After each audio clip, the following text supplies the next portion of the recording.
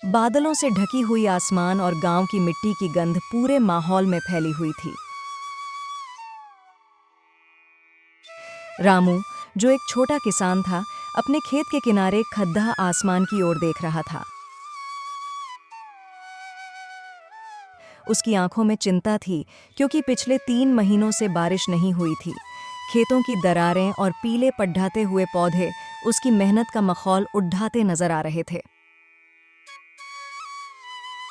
रामू का परिवार गांव के एक छोटे से कच्चे मकान में रहता था। उसकी पत्नी सरोज एक गृहिणी थी और उसकी 2 छोटी बेटियां थीं, गुद्दिया और पायल। रामू की रोजमर्रा की जिंदगी अपने खेतों और परिवार के बीच सिमटी हुई थी। पर इस साल बारिश की कमी ने उनकी जिंदगी में एक तूफान ला दिया था। रामू ने बचपन से ही गरीबी देखी थी। उसके माता-पिता ने जैसे तैसे उसकी शादी सरोज से कर दी थी। शादी के बाद रामू ने सोचा था कि मेहनत और लगन से वह अपने परिवार को बेहतर जिंदगी देगा, लेकिन किस्मत ने उसे हमेशा चुनौती दी। जब बारिश नहीं हुई तो खेत सूखने लगे। उसने साहूकार से कर्ज लिया था ताकि बीज और खाद खरीद सके। लेकिन अब हालात यह थे कि खेत में कोई फसल नहीं हो रही थी। कर्ज बढ़ता जा रहा था और साहूकार का दबाव दिन ब दिन बढ़ता जा रहा था। एक दिन साहूकार अपने 2 आदमियों के साथ रामू के घर आ पहुंचा। रामू, क्या तुम्हें पता है कि कर्ज का समय खत्म हो चुका है? अगर तुमने पैसे नहीं चुकाए तो हमें तुम्हारा खेत लेना पड़ेगा।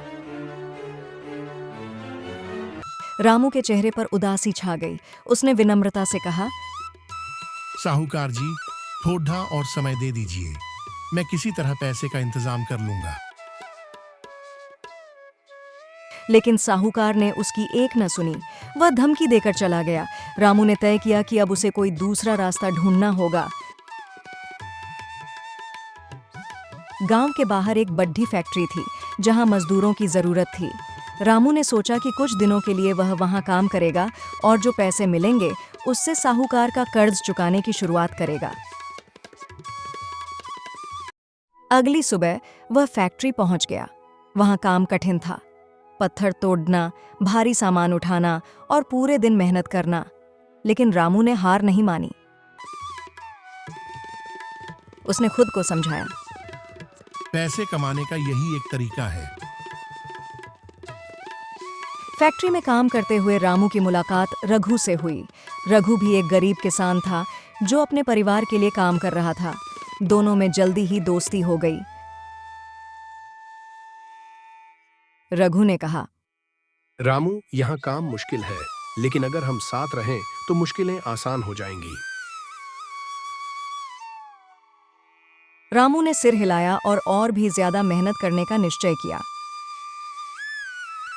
जब रामू फैक्ट्री में काम कर रहा था, सरोज घर पर बच्चों का ध्यान रख रही थी।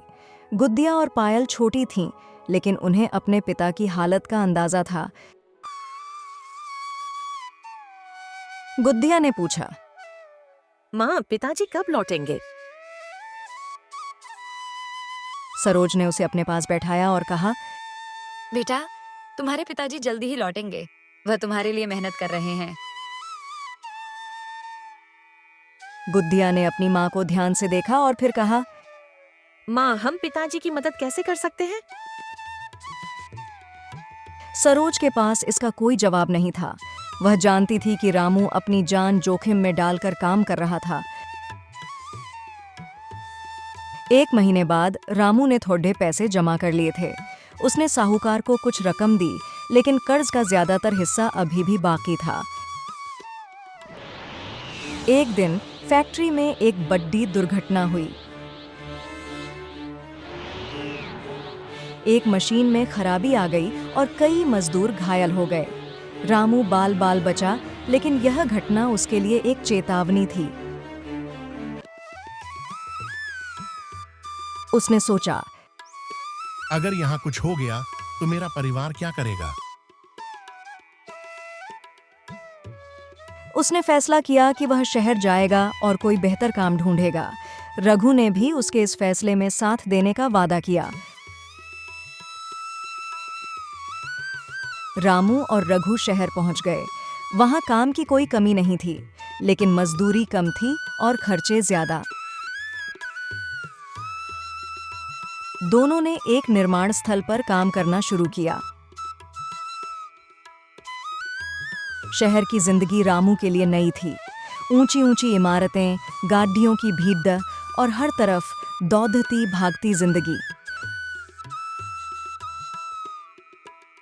लेकिन इन सब के बीच उसने अपनी बेटियों और परिवार के लिए काम करना जारी रखा। कुछ महीनों में रामू ने थोड़े और पैसे जमा कर लिए। उसने साहूकार को फिर कुछ रकम भेजी, लेकिन कर्ज का बोझ अब भी पूरी तरह से नहीं उतरा था। साहूकार जी, बचा हुआ पैसा बाद में चुका दूंगा, मुझे थोड़ा ही वक्त चाहिए।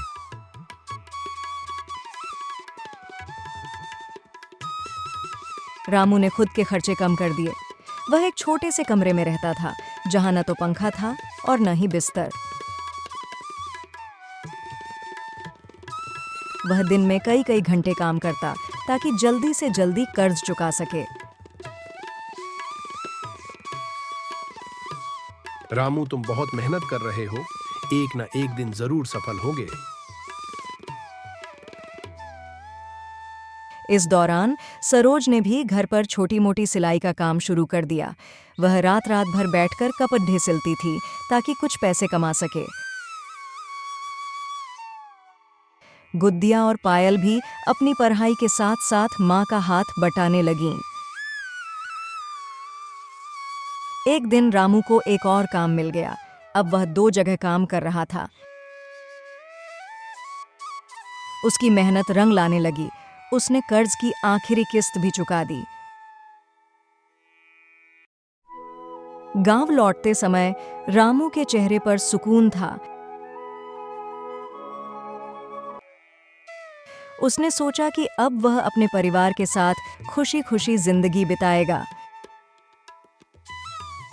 गांव पहुंचते ही उसकी बेटियां दौड़कर उसके गले लग गईं। सरोज की आंखों में आंसू थे, लेकिन ये आंसू खुशी के थे। रामू ने देखा कि उसकी पत्नी और बेटियां भी उसके संघर्ष में उसके साथ थीं। अब रामू ने तय किया कि वह अपने खेत को दोबारा से संवारना शुरू करेगा। उसने अपनी बचत से नए बीज और खाद खरीदे। उसकी मेहनत और पूरे परिवार के समर्थन से अगली फसल बहुत अच्छी हुई। गांव वाले भी रामू के संघर्ष और जीत से प्रेरित हुए। उन्होंने देखा कि गरीब आदमी भी अपनी मजबूरी को हराकर जिंदगी में आगे बढ़ सकता है। रामू का संघर्ष भले ही कठिन था, लेकिन उसने यह साबित कर दिया कि मेहनत और लगन से किसी भी मुश्किल को पार किया जा सकता है।